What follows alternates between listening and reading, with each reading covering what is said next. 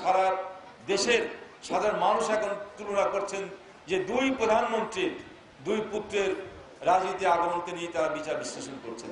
এই দুইজনের মধ্যে যদি তুলনা করতে যান তাহলে আপনারা দেখবেন সজীব ওয়াজেদ জয় উচ্চ শিক্ষায় শিক্ষিত, ভদ্র, সৎ এবং তার বিরুদ্ধে কোনো রকম এখন পর্যন্ত কোনো কালিমা লেবুন নাই এবং তার বিরুদ্ধে কোনো রকম এখন পর্যন্ত কোনো কালিমা লেবুন নাই এবং তার বিরুদ্ধে কোনো রকম এখন পর্যন্ত কোনো কালিমা লেবুন নাই।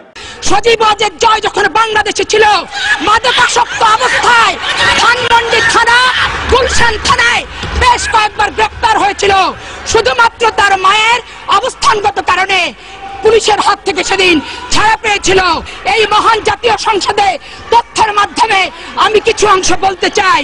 14 জানুয়ারি 1998 সালে টেক্সাস অঙ্গরাজ্যের একটি শহরে মাদকাসক্ত অবস্থায় গাড়ি চালানো এবং অবৈধ অস্ত্র বহন করার অপরাধে সজীব ওয়াজেদ জয়ের 4 মাসের কারাদণ্ড, $500 জরিমানা, 2 বছরের নজরদারি শাস্তি দেওয়া হয়েছিল।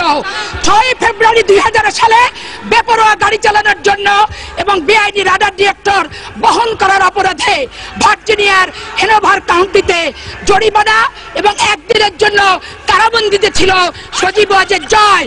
19 মার্চ 2000 সালে ভার্জিনিয়ার ফেয়ারফ্যাক্স কাউন্টিতে বেপরোয়ার গাড়ি চালানো এবং আইন ভঙ্গের অপরাধে 1 মাসের জেল, 1 বছরের নজরদারি ছিল সজীব ওয়াজেদ জয়ের।